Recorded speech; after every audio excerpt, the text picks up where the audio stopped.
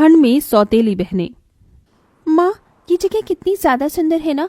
मैंने तो सोचा था मैं इस बार अपने विंटर वेकेशन में कहीं पर भी नहीं जा पाऊंगी। हाँ बेटा, ये पहाड़ी इलाका मुझे भी बहुत सुंदर लगा। उर्वशी, सौंदर्या, चलो हम लोग वहाँ चलते हैं। वहाँ का व्यू कितना ज्यादा सुंदर है ना। साहब एक गुब्बारा ले लो। बेटा, इतनी सी उम्र में आप लोग सड़क पर ऐसे गुब्बारे बेच रहे हो, कहीं कोई गाड़ी आ गई तो? आपके माता पिता कहाँ हैं? हम दोनों का दुनिया में कोई नहीं है।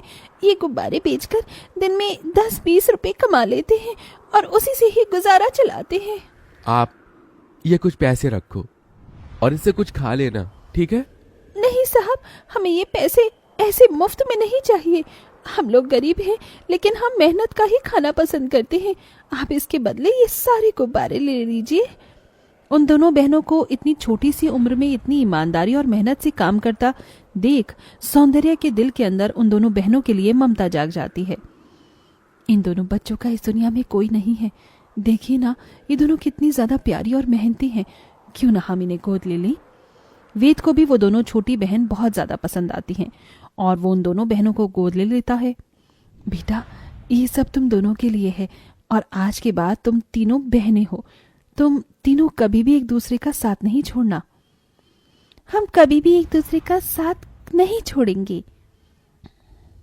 जब से ये दोनों इस घर में आई हैं, तब से मम्मी पापा सिर्फ इन दोनों से ही प्यार कर रहे हैं। मुझे तो भूल ही गए हैं। जो चीज सिर्फ मेरे लिए आई थी और वो चीज अब इन दोनों के लिए भी आ रही है। उर्वशी मन ही मन कीर्ति और सृष्टि से नफरत करने लगती है।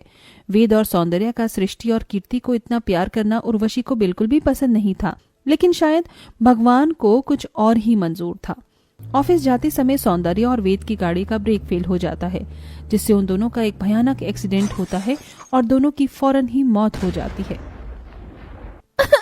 मम्मी पापा, आप दोनों क्यों मुझे अकेला छोड़कर चले गए? आप दोनों के अलावा मेरा इस दुनिया में कोई भी नहीं है। आप दोनों कुछ बोल क्यों नहीं रहे हो? उर्वशी दीदी, देखो ना, मम्मी पापा को क्या हो गया?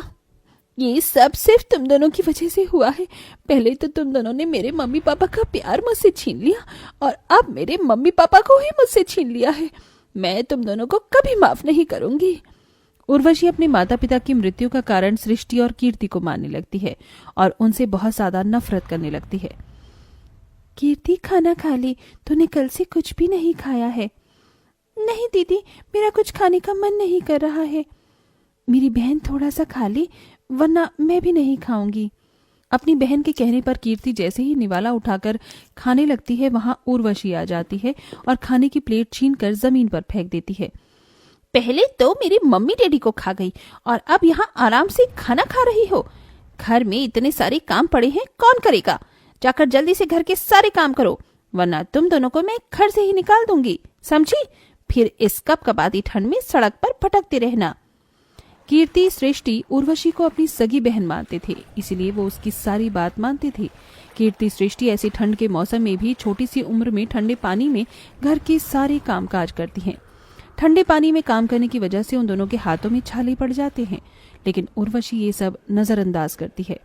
मैंने इनसे अपना होमवर्क करने को कहा था, लेकिन ये दोनों तो सो रही हैं, वो भी हीटर चलाकर।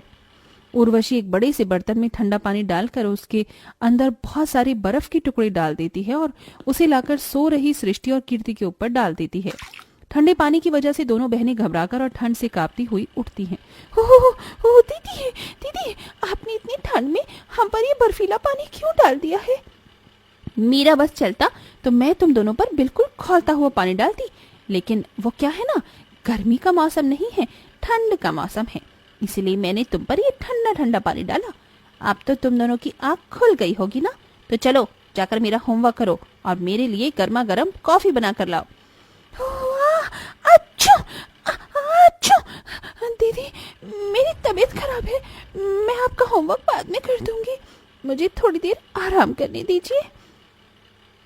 तुझे आराम करना है? अगर तू आराम करेगी तो घर के सारे काम कौन करेगा? मेरे माँ बाप को खाकर तुम दोनों बहनों को चैन नहीं मिला क्या, जो अब तुम्हें आराम भी करना है? जितना बोला जाए उतना ही करो, समझी? उर्वशी का ऐसा बर्ताव कीर्ति और सृष्टि के पास सहने के अलावा और कोई चारा ही नहीं था। दोनों ही हमेशा अपनी सौतेली बड़ी बहन के सारे अत्याचार सहती और कभी कोई शिकायत नहीं करती। उर्वशी दिन रात उन दोनों से ठंड के मौसम में ठंडे पानी से काम करवाती और कभी उन्हें गर्म चिंटे से जलाती तो कभी कभी उन्हें पहनने के लिए गर्म कपड़े तक नहीं देती। लेकिन दोनों ही सौंदर्य की बातों को याद करते हुए सब कुछ सहती हैं। समय बीतता है और आज ये तीनों बहनें बड़ी हो जाती हैं। कितनी बार कहा है तुमसे कि मेरी परमिशन के बिना तुम लोग गर्म कपड़े नहीं पहनोगी, लेकिन तुम दोनों इतनी मोटी मोटी जैकेट पहनकर आराम कर रही हो। मैंने कहा उतारो ये जैकेट। तुम्हारी वजह से बचपन से लेकर आज तक मैं कैसे अपने माता पिता के प्यार के लिए तड़पी हूँ, उतना ही तुम दोनों भी ठंड में तड़पोगी। दीदी, हमें कितनी बार आपसे कहा है कि हम मम्मी पापा की मौत के जिम्मेदार नहीं हैं। आखिरकार वो हमारे भी तो मम्मी पापा थे ना। नहीं, वो सिर्फ मेरे मम्मी पापा थे। मैं उनकी सगी बेटी हूँ, ना कि तुम। उर्वशी अपनी दोनों सौतेली बहनों पर चिल्ला ही रही होती है कि तभी वहाँ उर्वशी के मामा मामी ओम प्रकाश और जूही आते हैं। उर्वशी बेटा, कैसी हो तुम? मामा मामी, आप दोनों यहाँ? आप दोनों ने मुझे बताया क्यों नहीं कि आप आ रहे हैं? अगर हम तुम्हें बताती तो हम तुम्हें सरप्राइज कैसे देते? ये तुम दोनों यहाँ खड़ी खड़ी मेरी शक्ल क्या देख रही हो? जाओ मामा मामी के लिए नाश्ता लेकर आओ। उर्वशी बेटा, तूने अभी तक अपनी इन दोनों सौतेली बहनों को अपने साथ रखा हुआ है। मामा मामी, मैं तो कब से इन्हें निकाल देती, लेकिन माँ ने कहा था कि मैं इन दोनों का साथ कभी न छोड़ूं, इसीलिए मैं इन्हें इस घर में रहने दे रही हूँ। लेकिन मेरे दिल में इन दोनों के लिए सिर्फ नफरत है। आप दोनों यहाँ बैठिए, मैं अभी आती हूँ। उर्वशी के वहां से जाते ही, अच्छा हुआ इसके दिल में अभी तक अपनी इन दोनों सौतेली बहनों के लिए नफरत है। मुझे तो लगा था ये तीनों इतने सालों में मिल न जाए। अब हमें कुछ भी करके उर्वशी से जायदाद के पेपर्स पर साइन करवाना होगा और ये सारी जायदाद को अपने नाम करवाना होगा। ओम प्रकाश और जूही दोनों की नजर उर्वशी की प्रॉपर्टी पर थी।